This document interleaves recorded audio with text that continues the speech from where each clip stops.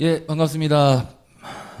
오늘 7주차 두 번째 시간 함께 하도록 하겠습니다. 자, 강의안을 봐주십시오. 열왕기상 하, 그 다음에 역대상 하, 오늘 이렇게 하도록 하겠습니다.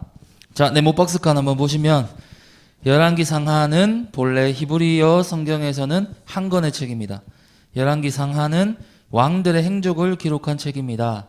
역대상하도 본래는 한 권의 책으로 되어 있습니다.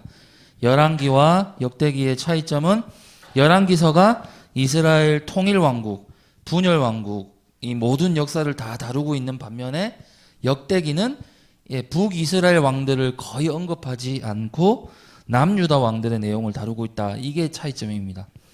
따라서 열왕기서는 이 사무엘서를 이어 이스라엘의 정치적인 이 역사를 중심으로 기록된 연대기라고 보시면 되고, 역대기는 종교적인 역사를 중심으로 말씀이 기록되어 있다. 이렇게 보시면 되겠습니다. 따라서 역대기에는 열왕기서에는 없는 제사장 가문, 또 레위지파, 찬양대, 성전 관리인, 성전 문지기들의 이름까지 상세하게 등장합니다. 따라서 오늘은 이 열왕기 상하를 중심으로 나가다가 마지막에 역대상을 영적인 교훈으로 이렇게 이어받아서 마무리 짓는 형식으로 진행을 하도록 하겠습니다. 자, 1번 보겠습니다. 열왕기상 2장 12절 말씀. 솔로몬이 그의 아버지 다윗의 왕위에 앉으니 그의 나라가 심히 견고하니라. 질문입니다. 다윗의 뒤를 이은 솔로몬이 주는 의미는 무엇입니까? 자, 이렇게 적으시면 됩니다. 그리스도께서 되찾으실 하나님 나라의 모형. 그리스도께서 되찾으실 하나님 나라의 모형. 이거 제가 한 게 아니라 이거 제가 유명하신 분이 한 말을 빌려온 말입니다. 예. 이 솔로몬의 이름의 뜻이 뭐냐면 평화스러운 뭐 이런 뜻입니다. 평화스러운. 그래서 넓게 보자면 이 안식의 시대다 이렇게 이해를 할 수 있겠죠. 왜냐하면 이 왕이라는 사람이 대표성을 가지고 있기 때문에 그 왕이 가지고 있는 이름이 이 평화스럽다라고 한다면 그가 다스리는 나라와 지배를 받는 민족들도 그 이름을 따라서 간다라고 상징성으로 그렇게 볼 수 있거든요. 그래서 다윗이 이룬 것을 솔로몬은 그저 누리기만 했다라는 사실.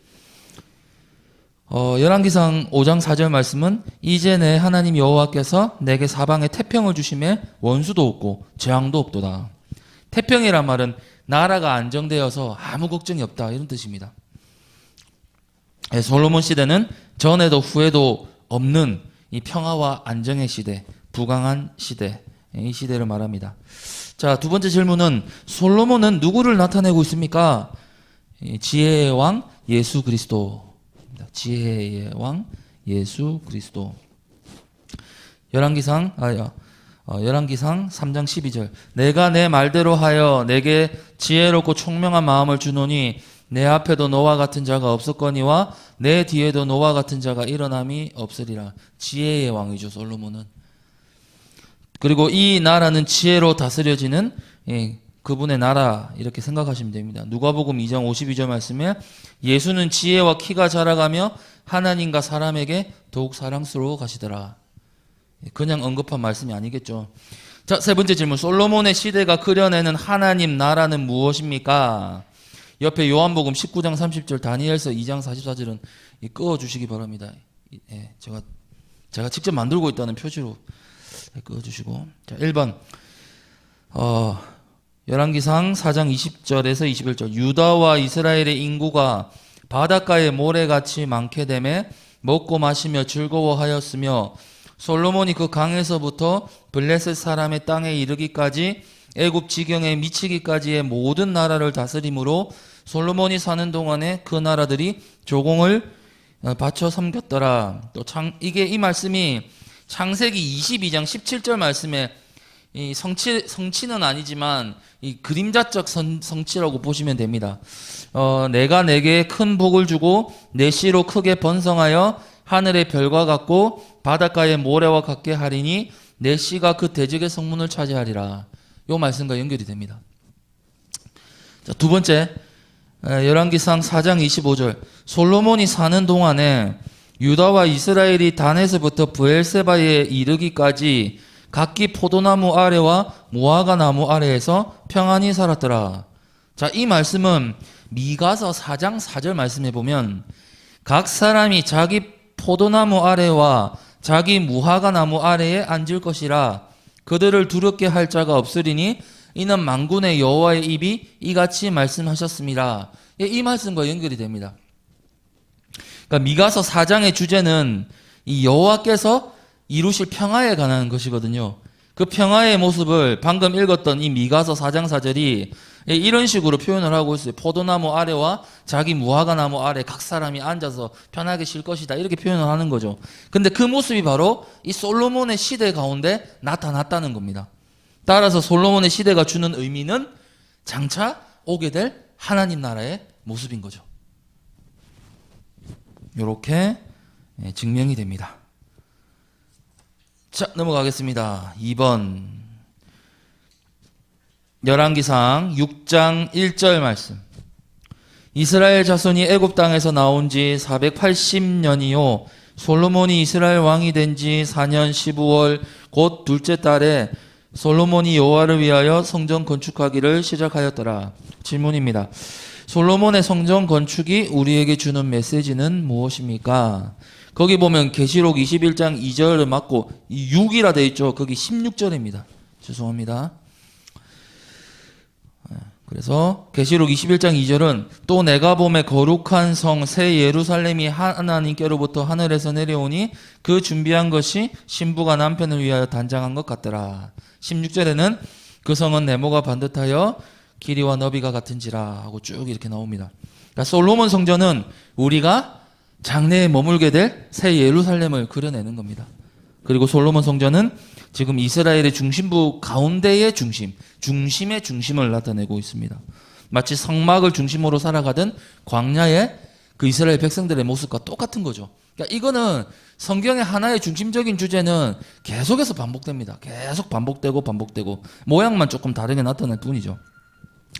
자, 계시록 21장 6절에 나타나는 새 예루살렘 성은 정육명체 지성소거든요. 그래서 새 예루살렘은 지성소, 성전, 하나님 계시는 곳, 그분이 통치하는 곳.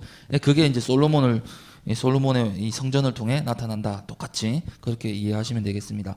3번 열왕기상 11장 4절. 솔로몬의 나이가 많을 때에 그의 여인들이 그의 마음을 돌려 다른 신들을 따르게 하였으므로 왕의 마음이 그의 아버지 다윗의 마음과 같지 아니하여 그의 하나님 여호와 앞에 온전하지 못하였으니. 자, 이 사실은 우리에게 어떤 교훈을 줍니까? 자, 이거는 이제 제 강의 들으신 분은 충분히 이 질문에 대답하실 수 있죠. 뭘까요? 한번 대답해 보십시오. 생각해 보시고. 솔로몬은 지금 완전한 왕이 아니라는 거죠. 그렇죠. 잘하셨습니다. 실체가 아니라는 거예요. 단지 예수 그리스도를 비춰내는 그림자일 뿐이다라는 사실을 성경 곳곳에서 밝히고 있죠. 아브라함도 마찬가지고 다윗도 마찬가지고 솔로몬도 마찬가지인 겁니다. 참된 것을 가리키고 나타내고 비춰주는 도구로서 이 역할을 한 사람에 불과하다. 그리고 구석이 반드시 필요한 인생이다라는 사실을 이런 일들을 통해 우리에게 계속 알려주고 있는 것입니다. 4번입니다. 열왕기상 12장 28절. 이에 계획하고 두 금송아지를 만들고 무리에게 말하기를 너희가 다시는 예루살렘에 올라갈 것이 없도다. 이스라엘아, 이는 너희를 애굽 땅에서 인도하여 올린 너희의 신들이라 하고. 자, 질문입니다. 이제부터 등장하는 열왕들의 기록을 통해 우리가 배워야 할 것은 무엇입니까? 자, 먼저는 나라가 갈라집니다. 이 갈라짐이라는 것은 이 복음에 있어서도 큰 의미가 있습니다. 우리가 예수님을 믿어라, 주 예수를 믿어라 라는 이 복음이라는 게 원래 갈라내는 겁니다. 믿는 자들, 믿지 않는 자들로 나눠지죠. 복음이 원래 이런 것입니다. 애굽에서 이스라엘 백성들을 구별해서 건져내고 또 어떤 이들은 복음의 말씀을 듣고 구원을 받지만 다른 한편의 사람들은 오히려 그 말씀을 통해 강팍해지죠.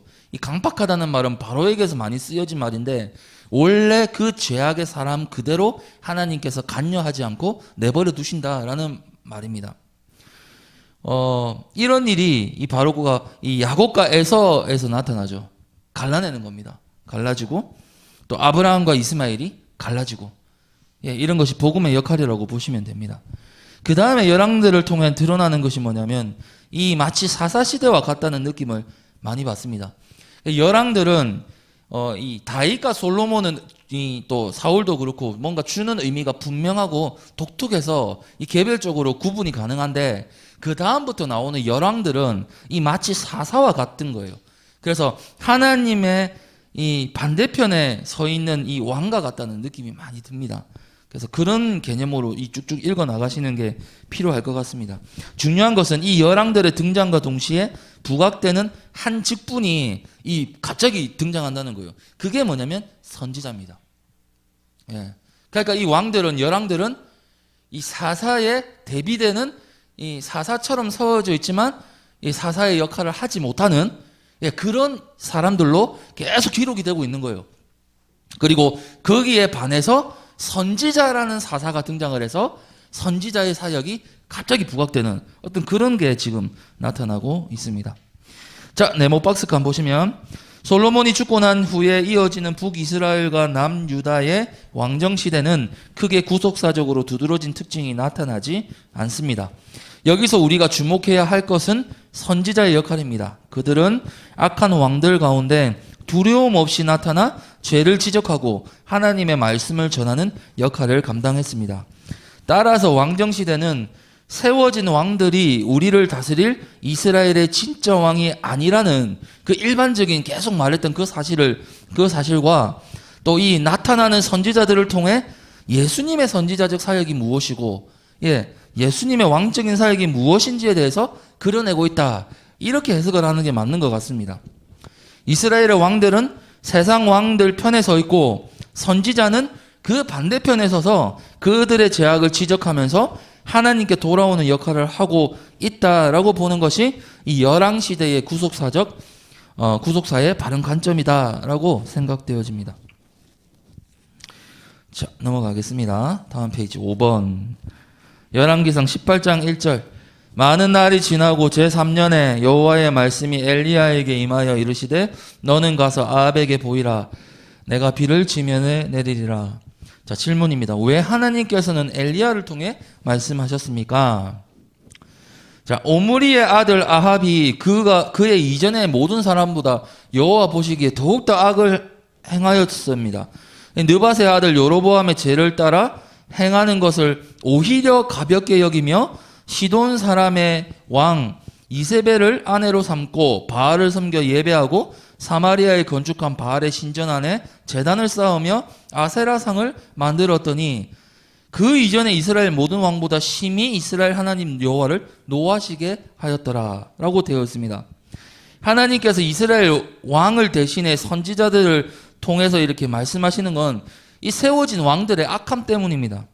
하나님 나라를 공의롭게 또 지혜롭게 다스려야 될 왕들이 도리어 하나님을 배반하고 우상을 섬기면서 온 이스라엘을 범죄하게 만들고 있습니다. 이를 통해 우리는 참 목자가 되시고 참 왕이 되시는 예수님을 떠올리게 되고 예수님을 생각하게 됩니다. 선지자는 이것을 통해 사사시대의 우매한 백성을 깨우치고 그들을 돌이키게 하는 이 사사와 같은 역할로 등장하게 되는 것입니다. 6번입니다. 열왕기하 5장 7절. 이스라엘 왕이 그 글을 읽고 자기 옷을 찢으며 이르되 내가 사람을 죽이고 살리는 하나님이냐? 그가 어찌하여 사람을 내게로 보내 그의 나병을 고치라 하느냐? 너희는 깊이 생각하고 저 왕이 틈을 타서 나와 더불어 시비하려 함인 줄 알라 하니라. 질문입니다. 이 사건을 통해 알 수 있는 것은 무엇입니까? 이스라엘 왕이 지금 선지자에게 의지하고 있다라는 것을 말하고 싶습니다. 왕은 홀만 왕이라는 이름만 가질 뿐이지 아무런 지금 이스라엘 안에서 역할을 못 해내고 있어요. 결국 완악한 세상 가운데 예수님께서 오셔서 선지자적 사역을 잘 감당하실 것에 대한 그림자적 메시지가 아닌가라고 보여집니다. 7번입니다. 열왕기하 18장 3절. 히스기야가 그의 조상 다윗의 모든 행위와 같이 여호와께서 보시기에 정직하게 행하여 그가 여러 산당들을 제거하며 주상을 깨뜨리며 아세라 목상을 찍으며 모세가 만들었던 놋뱀을 이스라엘 자손이 이때까지 향하여 분향함으로 그것을 부수고 느후스단이라 일컬었더라. 느후스단이라 말은 청동으로 만든 것, 뭐 이런 뜻입니다. 질문입니다. 가끔씩 나타나는 선왕의 등장은 무엇을 의미합니까?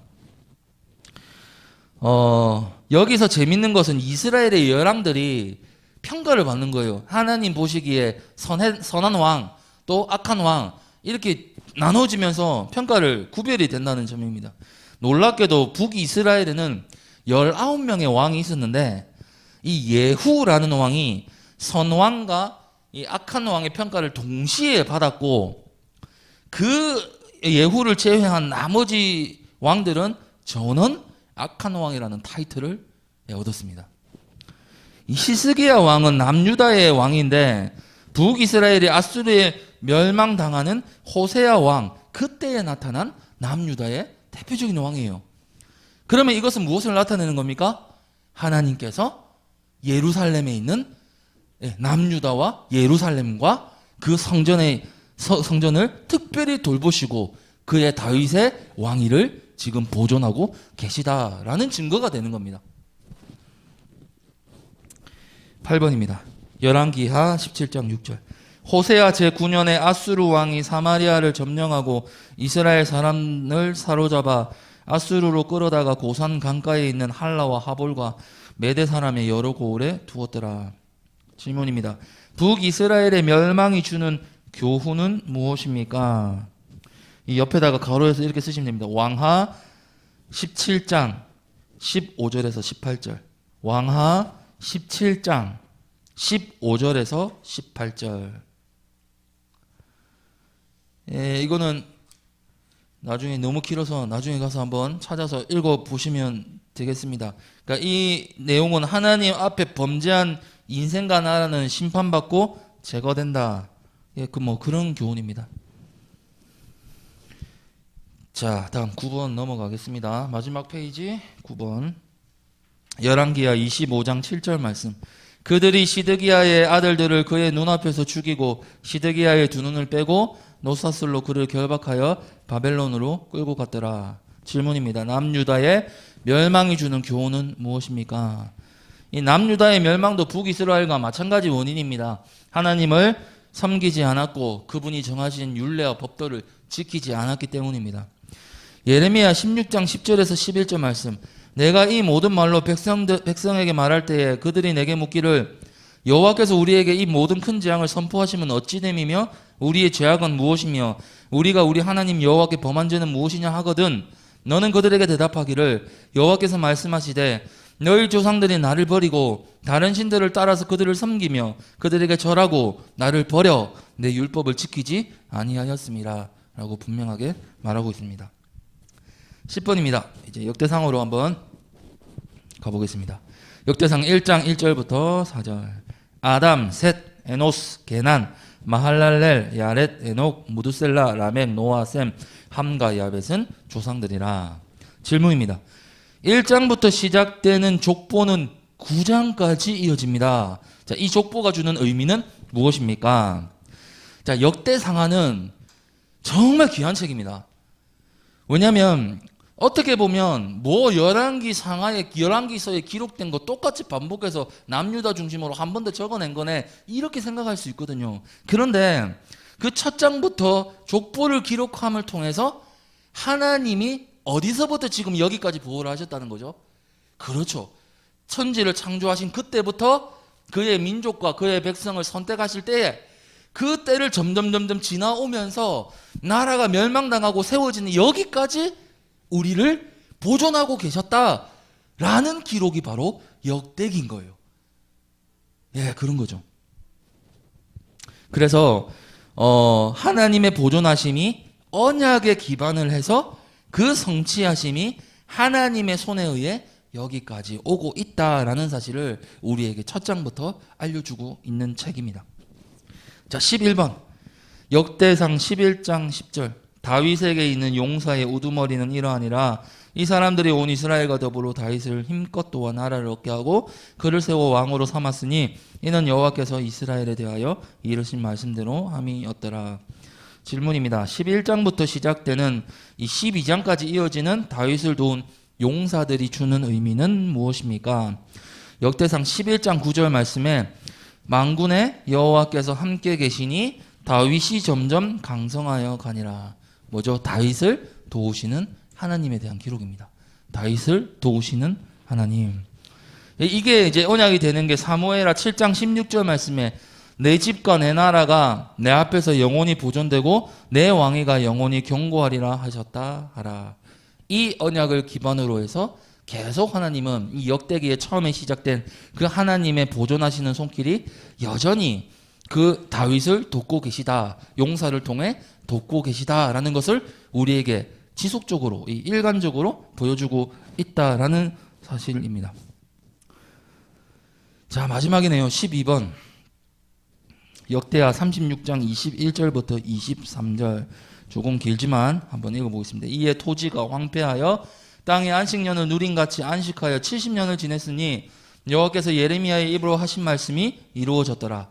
바사의 고레스 왕 원년에 여호와께서 예레미야의 입으로 하신 말씀을 이루시려고 여호와께서 바사의 고레스 왕의 마음을 감동시키심에 그가 온 나라에 공포도 하고 조소도 내려 이르되 바사 왕 고레스가 이같이 말하노니 하늘의 신 여호와께서 세상 만국을 내게 주셨고 나에게 명령하여 유다 예루살렘의 성전을 건축하라 하셨나니 너희 중에 그의 백성된 자는 다 올라갈지어다.